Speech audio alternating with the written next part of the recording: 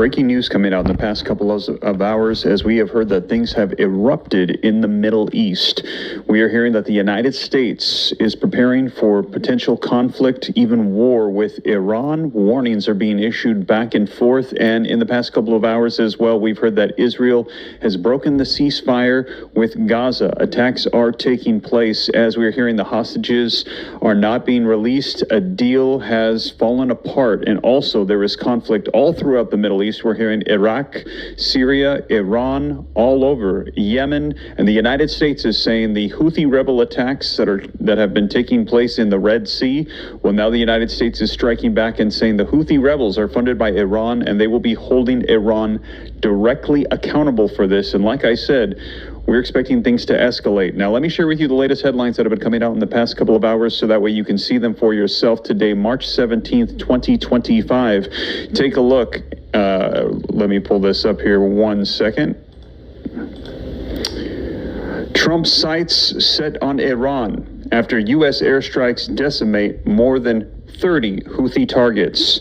So Trump is focused on Iran. Trump warns Iran will be held responsible for Houthi attacks from Yemen. So Trump says Iran will be held directly responsible. The U.S. president has threatened Iran while the Pentagon vows overwhelming lethal force against the Houthis in Yemen. Iran now threatens back the United States with devastating response. You can see this coming out today. Trump says Iran will suffer dire consequences for any more Houthi attacks. The Houthi responded by claiming a third attack in 48 hours and ceasefires as well over as Israel strikes Gaza after Hamas refused to release hostages, officials have said. So like I said, a lot unfolding here in the past couple of hours. Today, March 17th, 2025, we are hearing things are erupting in the Middle East.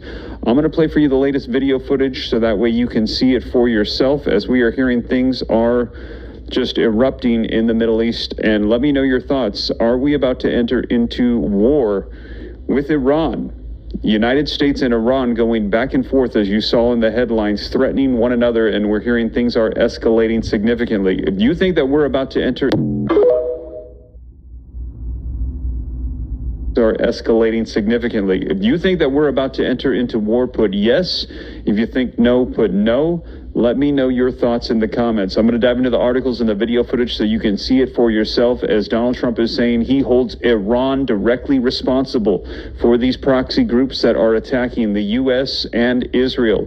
Do you agree with Donald Trump? Let me know your thoughts on this. And a lot of people saying, we've been hearing this for quite some time, that these various rebel groups, they are simply proxy groups funded by Iran, and going towards Iran, they're saying, is going for the head of the snake. So we're hearing things are significantly escalating, and Donald Trump getting very aggressive with Iran as well, saying that they cannot be allowed to have nuclear weapons. They are trying to get closer and closer to a nuclear bomb. We've been hearing for quite some time, trying to enrich uranium to the point where they're able to get these bombs. We've heard that they've gotten to 60%. They need to get to 90% to have a nuclear bomb capability. And they're saying that is far more than is necessary just simply to have nuclear power or energy. So right now we're hearing that is the direction they are going. But let me go ahead and play for you the latest video footage as we're hearing things have erupted in the past couple of hours as Israel is attacking Gaza. We're hearing that Donald Trump has his eyes set on Iran, and we're hearing threats are going back and forth. Hit that like button if you appreciate the updates. Subscribe to stay up to date. It's totally free. I cite all the sources. They're going to be linked in the description. I put them on the screen. Read right from it so you can see that it is the latest. And I'm also going to be playing for you the latest video footage so that way you can see it for yourself, coming out today, March 17th, 2025. So let's go ahead and get right to it. Let's start off with some video footage so that way you can see it for yourself. Meantime, the administration launched an opening salvo to what we're told could be a weeks-long campaign against the Houthis in Yemen after they resumed Red Sea shipping attacks. The president had a very firm message for Iran. Listen.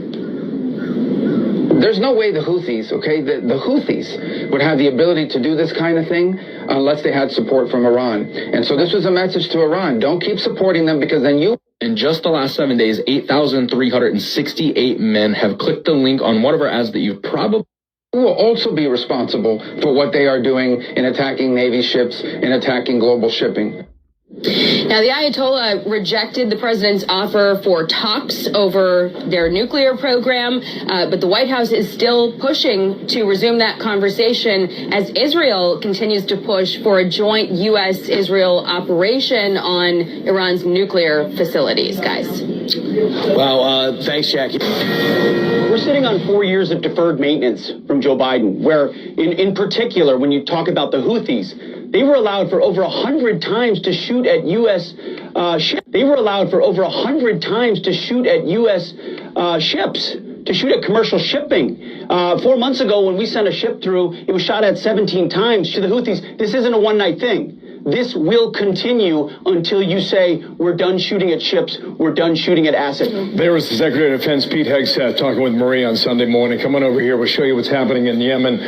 Here's the Red Sea over here. Shipping traffic there has been hindered for some time now. Gulf of Aden down here to the south, all right? The strikes hit numerous towns throughout the country of Yemen, primarily in the western edge, southwestern edge. Sana'a is the capital city. That was hit. In Sada, this one up here near the Saudi borders, apparently where a lot of the leadership of the Houthi rebels live today. So this is one distinction that they have from these strikes. You know, during the Biden years, they didn't go after the leadership. But under Trump this past weekend, that was one of their targets. How well they did, we do not know.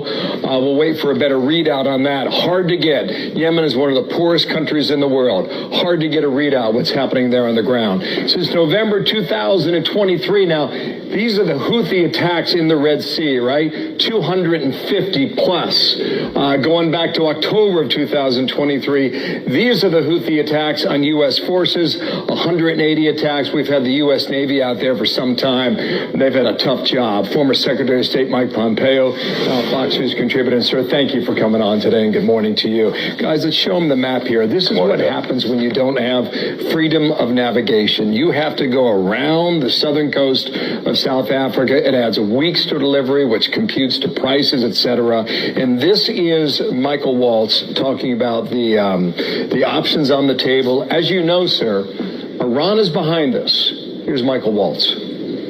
This was an overwhelming response that actually targeted multiple Houthi leaders and took them out. And the difference here is, one, going after the Houthi leadership, and two, holding Iran responsible. Does that mean direct military action on Iran is possible?